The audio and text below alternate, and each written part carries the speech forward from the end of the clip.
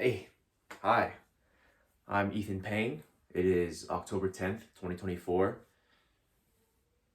11:24 p.m., which was a deliberate choice by myself because I don't want anyone to know that I'm filming this because it's super embarrassing because I don't like being on camera.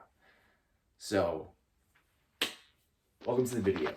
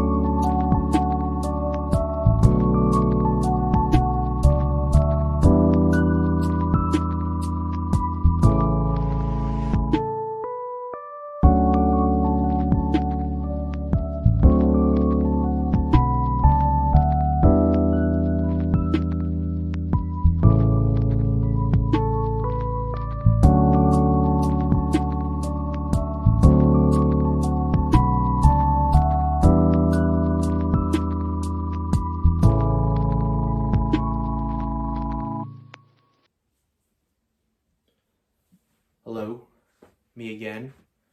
Truth be told, I didn't feel like recording anymore that night, so I stopped. Uh, and then I didn't do anything the day after or the next 4 days after, and now it's Tuesday. And I'm finally like, well, should probably get that done. No? So, anyway, here's the setup. I work from home, so I'm primarily here most of the time until at night when I want to draw. I simply slide my chair over to here. Okay, so traditionally, manga is drawn with a G pen nib, right? Like right here. And then you dip it in ink, and that gives you really aesthetic lines of varying width, right? The problem is I suck at using a G pen. I tried it once during winter break of my senior year of college, and the art ended up looking really blotchy. And just not great because I didn't know how to control the G pen holder, right? That's another example. Ugh, gosh.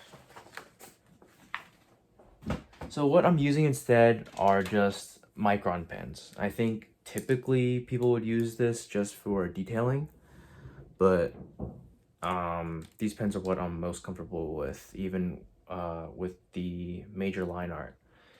So,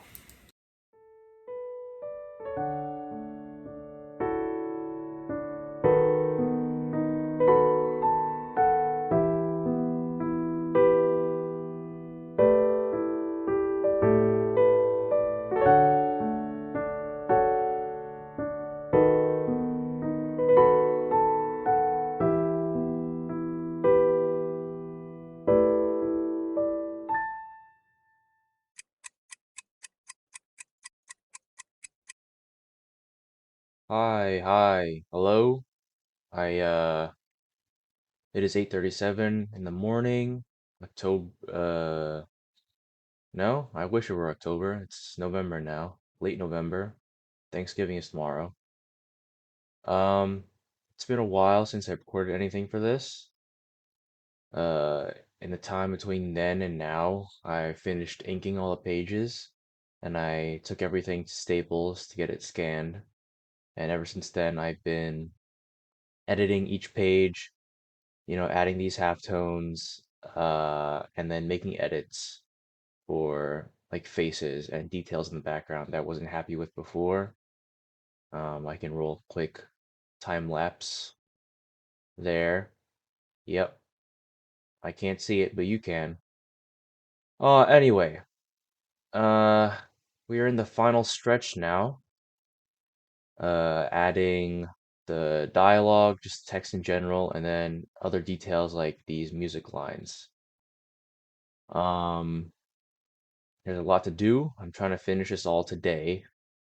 And then also need to finish recording all this stuff today, and then editing it all into a video today.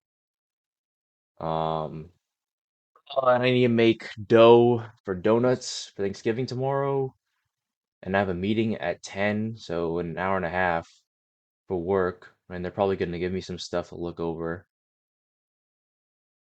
I want to jump in front of a moving train.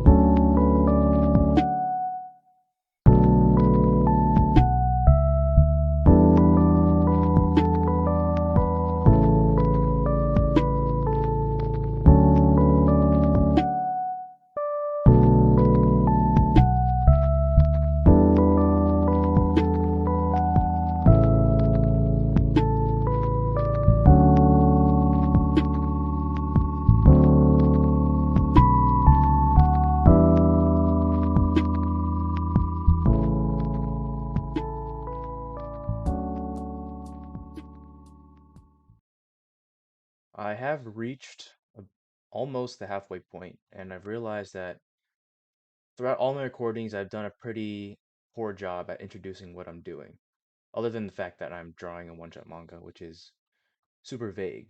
So this is One Last Dance on Earth. It follows three main characters: Ryosuke, the old man, his late wife, who he's grieving, her name is Amami, and then their daughter Aika, who narrates at least the beginning of the story. Aika actually was not part of the original script that I wrote back in May or June. The original script was told through a third person omniscient narrator with no personal connections to Ryosuke. Um, and so in the original script, it just followed Ryosuke alone in his house, um, just thinking back to the memories with his wife. Uh, and it worked. But I thought back to a story I wrote in sophomore year of college, which coincidentally was also about a man and the ghost of a loved one. Um, that one, the main question that popped up among my classmates was whether or not the ghost of his fiance was actually there. Did she actually show up, or was he imagining things? Was he going insane? I didn't feel like having that question for my readers for this manga. I know some authors like to, leave it up to the reader. Was it a dream? I don't feel like doing that. So I wanted to make it clear that he wasn't imagining things, that these ghosts are really appearing to him, or musical apparitions because they seemingly coming out of the radio. So I thought, what if a caretaker witnessed the ghost with him? But then I thought, well, if it's a stranger, well, not a stranger, but the caretaker doesn't have much of a personal tie with him.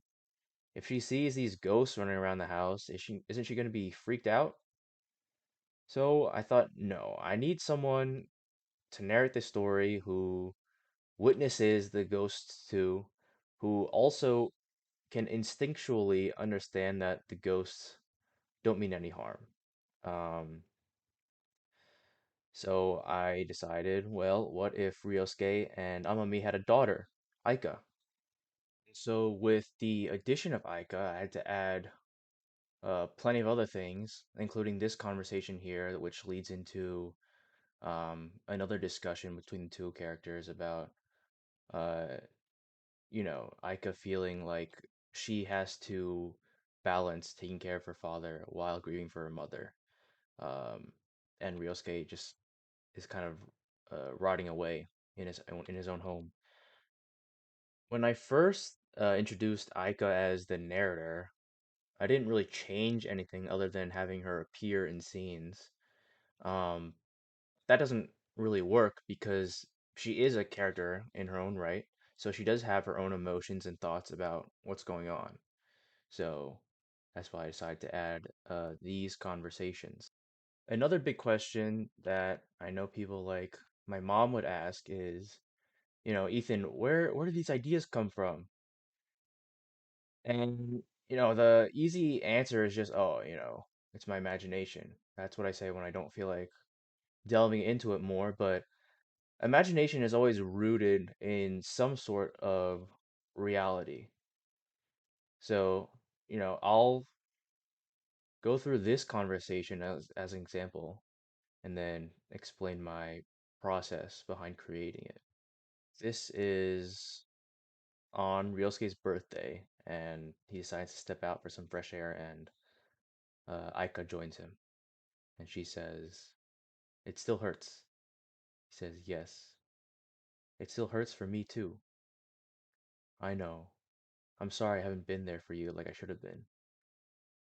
And she says, "Tell me the story again of how you two started dating." "Well, we were friends, and slowly I developed feelings for her, but I never did anything. One morning I woke up from a dream about her, and I don't know. I just had to say something to her." "What happened in the dream?" "I dreamt that we were walking out of a cafe together, holding hands under the streetlights. Neither of us spoke, but it was a comfortable silence." That's it? Well, alright, yes. I know it sounds uneventful, but it meant a lot to me. After I told her about the dream, I blurted out, "Amami, I want to hold your hand forever and ever." And I asked her, "Amami, will you live that dream with me?" Now, which part of this is real? The dream, for one, where is it? Here it is. The dream is real, or not real. It's based off a dream I had, except it wasn't a cafe. It was my old campus dining hall. Uh, so yeah, the streetlights, that was in the dream, even though I don't think in real life there are streetlights near the dining hall.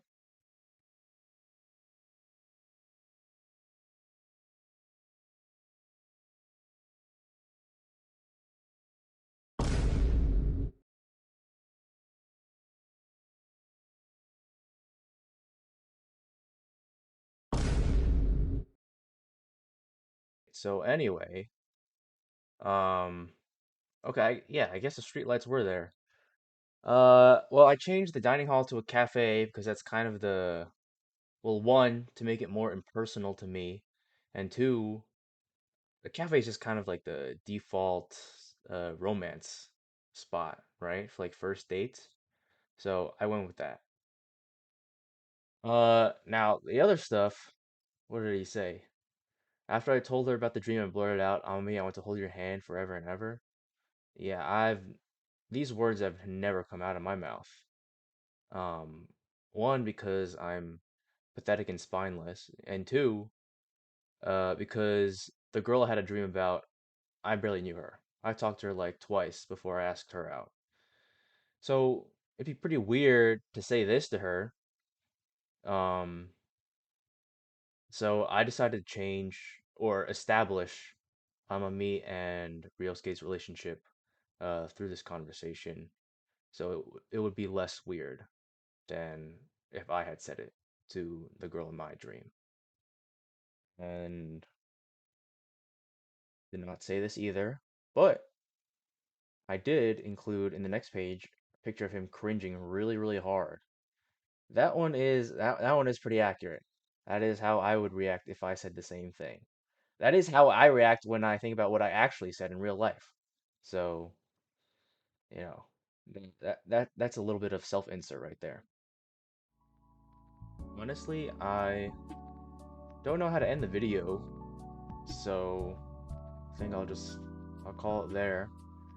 I've got to wrap this up. I've got to finish editing the video, and then I guess the last step is to find a place to publish this. Most likely, I'll just publish it, um, self-publish it publicly. So yeah, look out for that if you're interested. And yeah, that's all from me. Bye bye.